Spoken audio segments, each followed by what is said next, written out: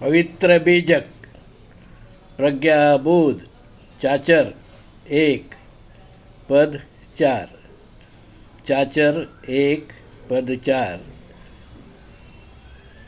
इस प्रकार है। चाचर 1 पद 4। चंद्र बदनी मृगलोचनी माया बुंदक का दियो उधार। चाचर 1 पद 4 इस प्रकार है। चंद्र बदनी मृगलोचनी माया बुंद का दियो उधार।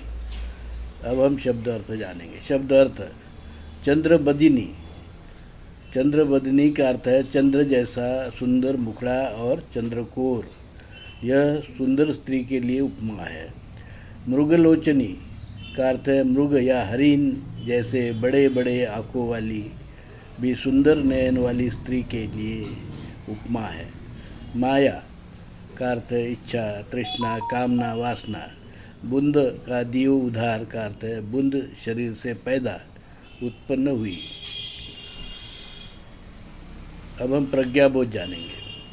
परमात्मा कबीर चाचर के इस पद में माया, इच्छा, तृष्णा, वासना को एक मोहक मन भावन अति सुंदर स्त्री की संसार में जो कल्पना है की जाती है, वैसे ही चंद्रकोर गोल पूर्णिमा का चंद्र जो सबको प्यारा लगता है, वह स्त्री जिसकी आंखें चंचल हिरनी जैसे बड़े बड़े और चंचल कामनीय है, हर किसी को अपनी ओर आकर्षित करती है और उसके लाल प्यार चाहत में दीवाना कर देती है, ऐसे ही इच्छा तृष्णा माया है जो ये मानव शरीर है उसी से उत्पन्न हुई है और उसी को मोहित कर उसी का शोषण करती है।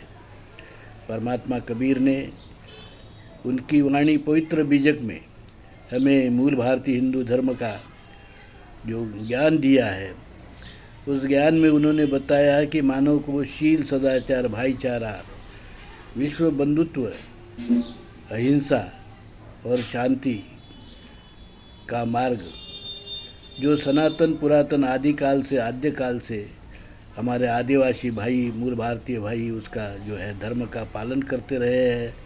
और इसी धर्म के कारण सिंधु हिंदू संस्कृति जैसे उन्नत गणतांत्रिक संस्कृति जो नागरिक संस्कृति का उदय हुआ, उसका कारण ही शील सदाचार वाला हमारा मूल भारतीय हिंदू धर्म था। उसी मूल भारतीय हिंदू धर्म को विदेशी यूरेशियन वैदिक ब्राह्मण धर्मी लोगों ने और हमारी संस्कृति सिंधु हिंदू संस्कृति को तहस नहस कर उसको नष्ट करने के लिए अपना विषैला जो विदेशी यूरेशियन वैदिक ब्राह्मण धर्म है, उसकी जो डाल है उसको हमारे मूल भारतीय हिंदू धर्म के वृक्ष पर, अमृत वृक्ष पर प्रत्यारोपित किया और फिर उसको वो विदेशी यूरेशियन वैदिक ब्राह्मण धर्म के विषैली डाल को वर्णवाद, जातिवाद, अस्पृश्यता, भेदभाव, छुआछूत, शोषण आदि का जो विषैले जो फल है वो आगे और हमारा समाज जो है उसको जो चखने के कारण, उसके संपर्क में आने के कारण तहस नहस हो गया।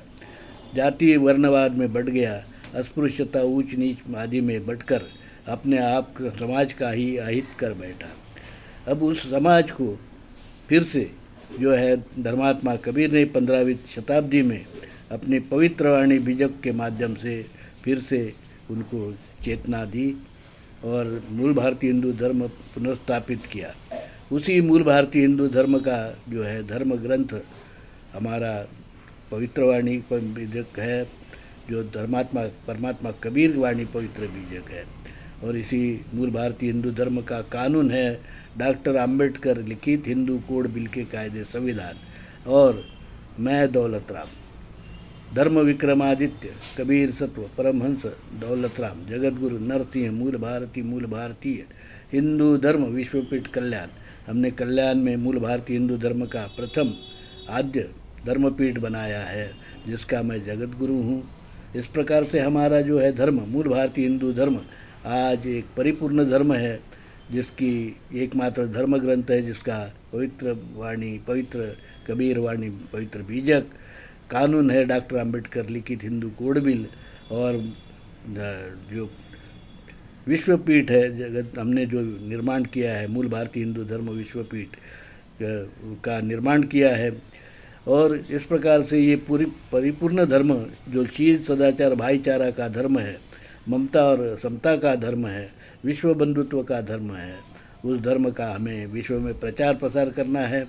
ये धर्म मूल भारतीय हिंदू धर्म अलग धर्म है और विदेशी यूरेशियन वैदिक ब्राह्मण धर्म अलग धर्म है। यह बात हम कई सालों से, बरसों से कर रहे हैं, जो कबीर साहब ने हमें बताया है। कबीर साहब ने यही कहा है कि जो विदेशी यूरेशियन वैदिक ब्राह्मण धर्म वो त्याज्य धर्म है, अधर्म है, विकृति है, और उसी प्रकार से जो तुर्क से आया हुआ धर्म भी उन्होंने मान्य नहीं किया। उस समय ये दो धर्मों की चलन थी, जिनको विदेश कहकर, जो है अधर्म कहकर, उनको जो है परमात्मा कबीर ने अमान्य किया है। हमारा मूल भारतीय हिंदू धर्म ही हमारा श्रेष्ठ धर्म है, जिसका हमें विश्व में प्रचार प्रसार करना है।